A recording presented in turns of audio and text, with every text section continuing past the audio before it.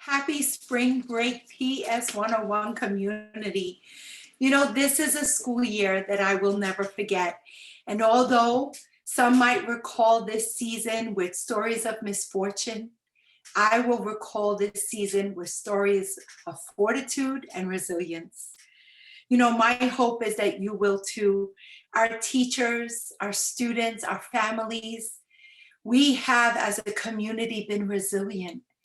We have shown fortitude as we stood together. When I reminisce over this past year, I recall just about this time last year, watching news on a Sunday evening when we all found out that the unimaginable was about to happen. As an elementary school educator, I could never have imagined that we would be asked to teach students remotely. Teachers prepared work packets that aligned to our curriculum. The DOE also prepared work packets that were more generic and uploaded them to the DOE website. Teachers were given 3 days to learn Google Classrooms and sign all of their students up. Parents and students were frantically trying to figure out how to sign on to Zoom or Google Meets, how to mute and unmute. I think we're still trying to figure that one out. And then we went off. And we all worked at learning and teaching remotely. We struggled to find new ways of teaching, ways that we had never thought were even possible. But we did it. We came together in a worldwide pandemic, and our students and our teachers continue to learn, continue to teach.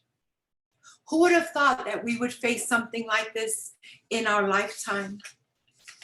As we go off for spring break, I want to take a moment to look back and to look forward.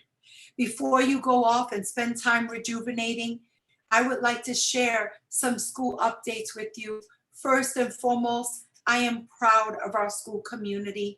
I'm proud of our teachers, our students, our families, the resilience, the innovation, all of the things that we had to do to come together to get us to this point a year later. Last year, we thought we were going to teach remotely for 2 weeks until spring break.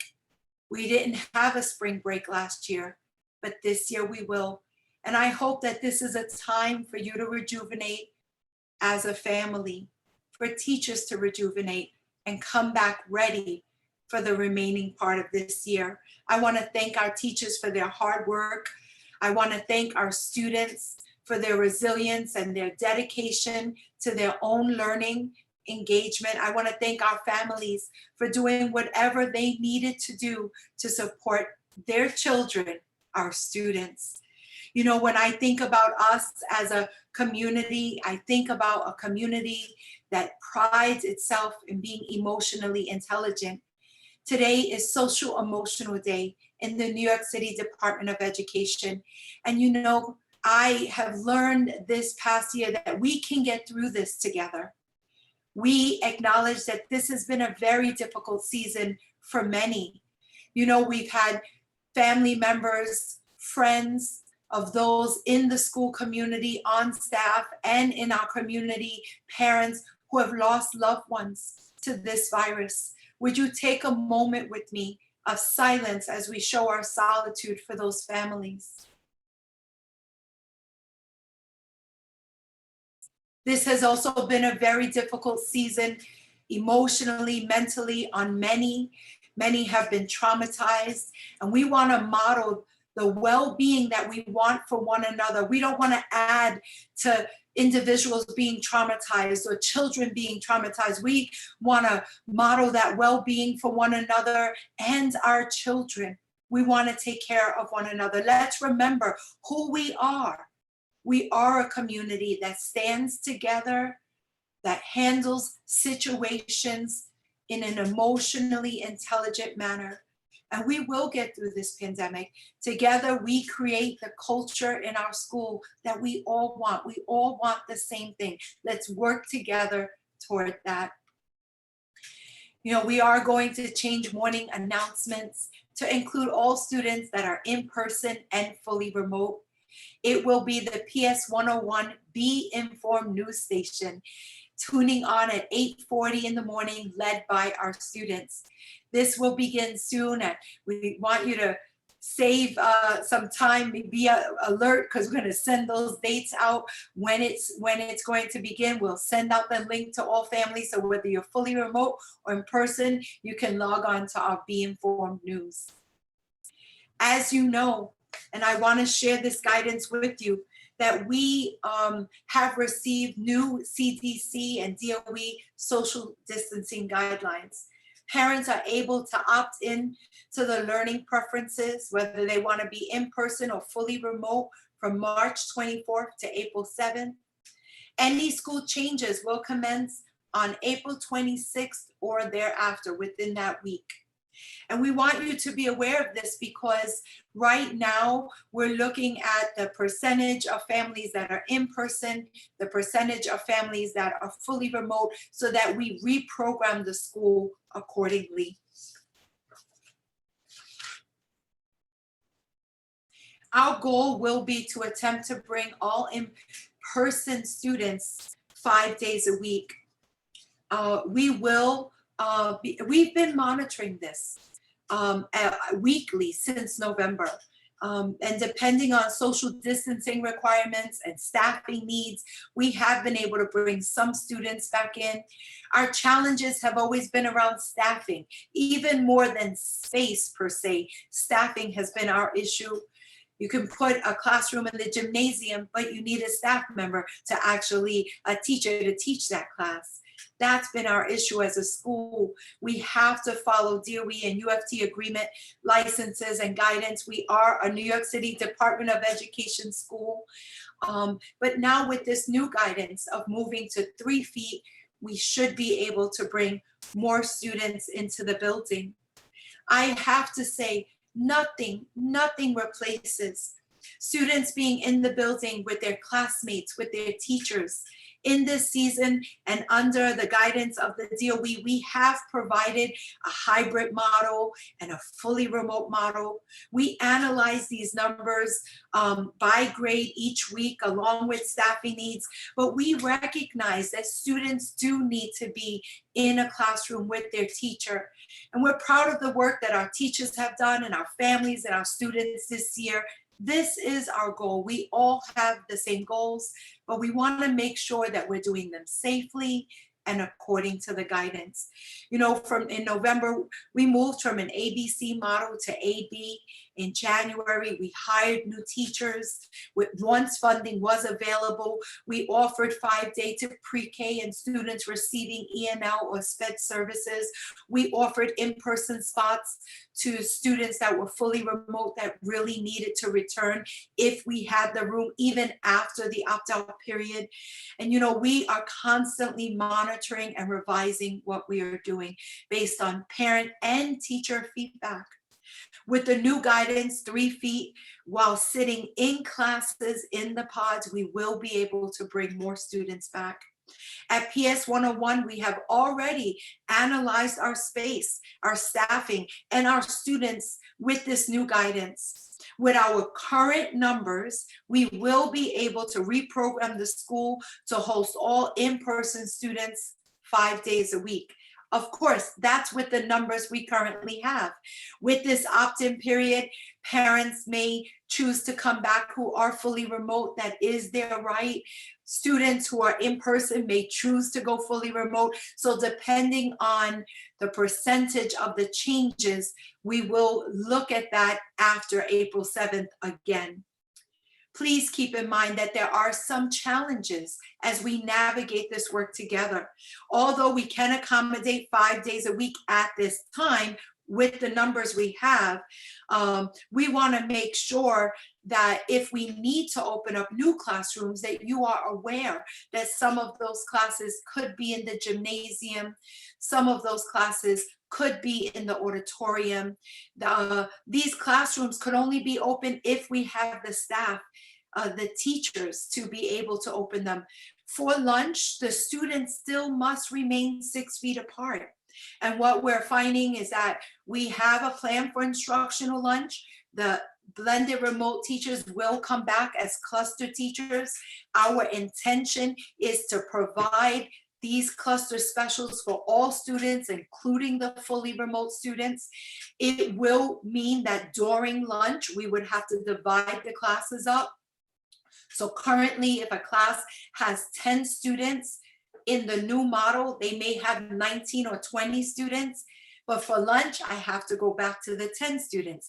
So the 20 students would be divided into 10 and 10, and 10 students would have instructional lunch with a cluster, and the other 10 students would do independent work in another location with a staff member. And then on the next day, they would swap. And now the students that had independent work the day before would have that cluster. In addition, clusters will service outside of instructional lunch, as well as our fully remote families, which I know you've been asking for all year. We wish we could have done it sooner. Our hope is that we will be able to do it now with this new guidance. Please be mindful that we must adhere to the licenses of teachers, to the UFT agreements with the DOE. We are a New York City Department of Education school. Our classroom sizes, the square footage is smaller than other schools because we are an older building. And so these are all things that we have to take into consideration when making our decisions. We will provide breakfast. We will provide lunch. However, under the new circumstances, we will not be able to provide snack time. Snack time is something at PS 101 that we have always welcomed. Unfortunately, in order for students to eat, they must take off their mask. If they take off their mask, they must be 6 feet. And so we cannot accommodate breakfast, lunch, and snack time because the students would have to remove their mask during snack time at 3 feet, and that is not allowable. So we will only have breakfast and lunch for all students. Some parents have asked if we could consider ELA and math office hours. We think this is a fantastic idea. There are some things that we want you to know as we look into this, how we're thinking of looking into it. Currently, all teachers' programs are full. All teachers' programs are full. Teachers are eligible to have a lunch. Some teachers are also eligible to have a preparatory period based on their contract. Most teachers do not have a preparatory period this year during school hours. They are with students from 8:30 until 2. We suspect the same will be true when we reprogram the school with 3 feet and bring more students back. In fact, I don't foresee teachers having openings in order to provide ELA and math office hours. So what we are going to consider doing is requesting funding for per session. Maybe teachers who want to work after school hours would volunteer and host an ELA or math office hour segment. We are trying to see if we could do that, but we want to be very honest and let you know that it will be contingent on whether or not we have the funding for it and whether or not teachers can do it. Many questions have come in about our safety protocols. We shared in August that our safety protocols were very similar to what we're going to continue, but we are going to make sure that we are following our safety protocols closely. We are proud to say that we have not had one case that was positive in our building, that there was any evidence that that case was transferred in the building. We have been very cautious. We have followed the guidelines and they're working for us. So all students and staff members will have to wear a mask at all times. Vaccinations, yes. Teachers and staff members are being vaccinated. However, legally, we cannot share that. However, we are saying that even staff members and teachers that are vaccinated, they still have to wear their mask. And so at all times, except when you're eating, you should have on your mask. That's true for students and anyone else. 3 feet in the classroom, except while eating, right? 6 feet while eating. Morning health screens, we will be collecting them. We've been asking families to do them every morning. We send the link out. The link has changed. We want to be mindful that Every family is conducting that health screening in the link that we send. We will be collecting those in the mornings. And so when all of the students return, one shift that you will see is that morning arrival will take a little longer. We will be asking everyone to show us on their device their health screening. We will ask them either on their device or even a hard copy. If a family or a student does not have their health screening, we will give them a hard copy and they will have to do it. Those questions will be asked by the teacher there.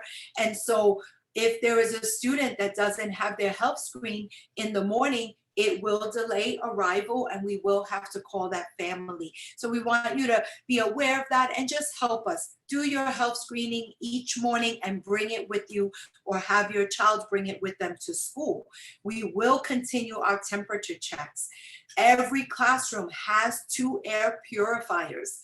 The windows can be open. Some classrooms have the air purifiers, especially on very cold days, and the air purifiers are sufficient for that. If the windows are open and there is ventilation, that is wonderful as well. There is hand washing.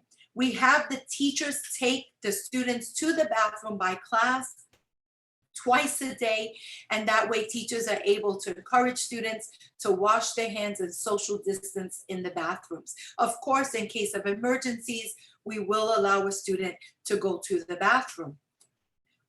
Disinfecting happens every day. Our custodians are disinfecting the building each evening, and unfortunately, at this time, only students and staff members are allowed in the building. So we are still asking parents to call. If they need to make an appointment, we can speak to you on the phone or via some video conferencing mechanism so that we can see you. However, at this time, only students and staff members are allowed in the building. Some parents have asked about a virtual tour so they could see learning taking place, which I think is amazing. We will attempt to create a virtual tour of learning and send it out. We have to have the photo release forms. We are collecting those. As you know, we have been collecting them for a few months. Some families have still not returned those. We have to wait until we have the photo release forms in order to do the virtual tour. Some families are also asking about our school-wide internal data. We actually analyze this data with the SLT quarterly, with teachers and administrators quarterly, and even on more occasion with some of our subgroups of students.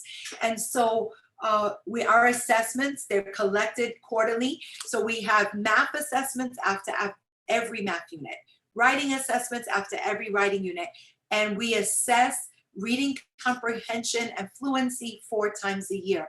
We do collect all of that data quarterly and analyze it. And so reading in November, we had 73% of our students on and above grade level for the Teachers College running records. These are assessments that are done one-on-one with the teacher and the student to assess fluency and comprehension. In February, 83% of the students one-on-one with the teacher were on or above grade level. In writing, we use the Teachers College writing rubrics. We had 90% of our students, this is their published piece, which they've done a lot of work on over the unit, were on and above grade level. And in February, there were 92% of the students throughout the school who were on and above grade level, a 3 or 4, according to the rubric. For Envision's math test, the average across the school for all of our end of the unit math test was 82% in November and 86% in February. A wonderful conversation that we had in SLT was this conversation around what contributes to our data. SLT engages in this conversation regularly. And you know, it's not one thing, it is many things. And we acknowledge that. As a community, like I started and when I first opened up this conversation is that we come together. And so, yes, we've chosen high leverage curricula that are research based and show that they actually are proven to be effective. And so we also have our teachers. We have amazing teachers who have worked extremely hard this year, even learning to teach in a whole new way that they never learned in school, but in this pandemic they learned. We have smaller group instruction. You know, normally a classroom has 32, sometimes even 34 students in it on a daily basis, with a teacher teaching 6 different subjects.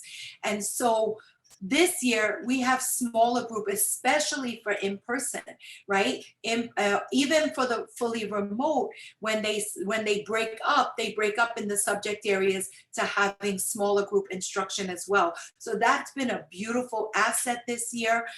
Research does show that small group instruction helps students to accelerate faster because they have more attention from their instructor. We also have these full day foci with ELA and math for the in-person students. All day long, the teacher has 10 students, 11 students, and they're focusing on ELA and math. And we do believe that laser foci has really helped us to elevate or accelerate the student learning. Data across fully remote and in person is very similar at this time.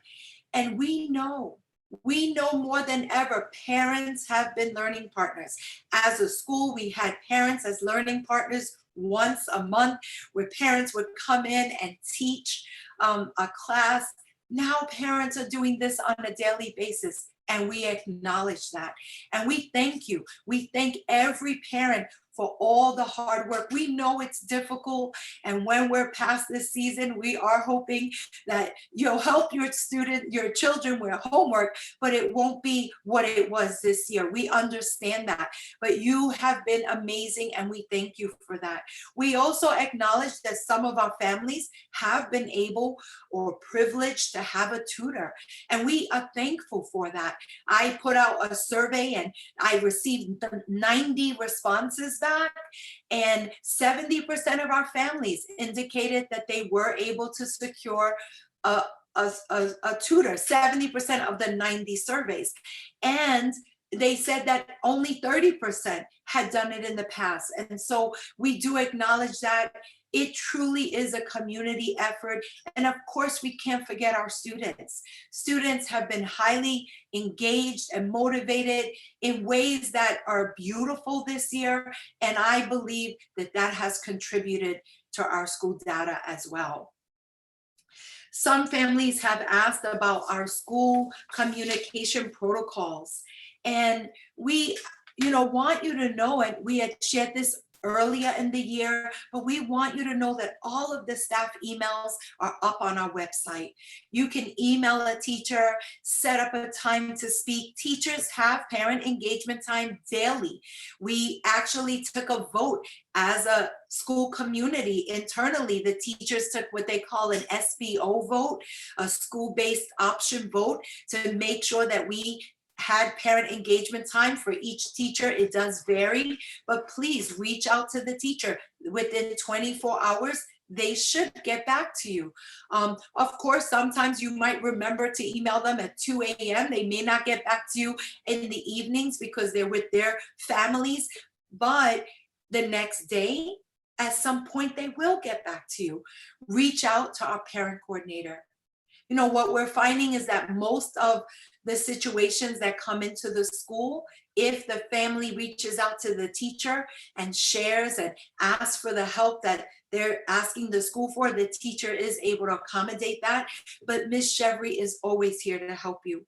You can email 28Q101@schools.nyc.gov to ask for help or to share your concerns. And of course, you can always email one of the administrators, the assistant principals, myself, and one of us will get back to you. We've had Zoom meetings with parents this year. If we are able to accommodate a family, we are going to do that. We are here to help in any way that we can. Of course, sometimes we can't accommodate things that are being asked, but if we can, we will. Some additional school-wide assessments, just so that you're aware, is that every year we do a mid-year simulation for the state tests. This year we were unable to do that, and we didn't know what was happening with the state test. I do believe you will find out any day now, possibly even today, about the state test. But instead, this year, we are doing a mid-year standard-based Pearson assessment. We are doing that currently, and then toward the end of the year, we will do an end of the year based iReady for reading assessment based on reading standards. And so these are additional assessments that are coming soon. Some conversations have happened around our enrollment. And yes, we have had families who have chosen to move on from PS 101. Every single family that has left our school, we have had an exit conversation with. So either Ms. Duca, our pupil accounting secretary, Ms. Chevry, our parent coordinator, or one of the administrators. We've had a conversation with them to find out how are they, first and foremost, because this has been a very difficult time, and also to find out where they were going. And what we found, and we are tracking this, is that some families left because they were going to a private school that offered 5 days. Most families moved who left our school. They moved out of the city, out of the state, and many even out of the country. And so we kept track of that. About 2 weeks ago, any families that were still within an hour range of our school, driving distance, we called them to invite them to come back in September, because we're starting to register kindergarten students for September.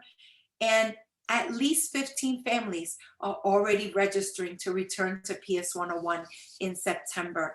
And for those that moved out of the city or state or country, we wish them well, and they are always welcome to come back should they come back to New York. We want everyone to have a wonderful, wonderful spring break. And, you know, before you go off, I just want to remind everyone, we pride ourselves on being an emotionally intelligent community. And we want to use that emotional intelligence to really forge forward for the future. I will be having virtual town hall meetings, and we want to come together in positive, amicable ways where we are able to really wrap our minds around the future of our school. And so you will hear about that. The first virtual town hall meeting will be somewhere around April 20th. Once we know all of the facts for April 26th. If we know sooner, I will host that virtual town hall meeting sooner. We will ask you to send your questions ahead of time, but we want to lead. We want to show our children, we want to show the world how we can work together as a community. That's the goal. So let's make sure that we are doing that, taking care of our own mental health. Please take care of yourself. Take care of your neighbors.